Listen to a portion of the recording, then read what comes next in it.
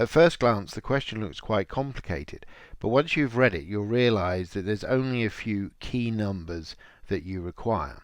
Looking at the question, you will see that you take 0.8 mils of 115 millimolar calcium chloride solution, and then you add to this 0.5 mils of competent cells and then double the volume.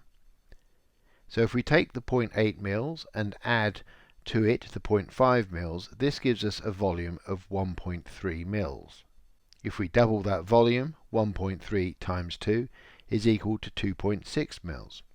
So the final volume of the solution is 2.6 mils. If we then use C1V1 equals C2V2 and substitute in the values, we get 115 times 0.8 is equal to C2 times 2.6.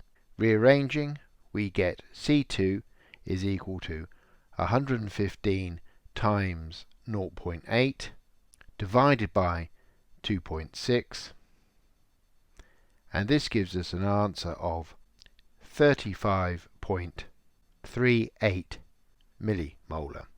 So the final concentration of calcium chloride is 35.38 millimolar.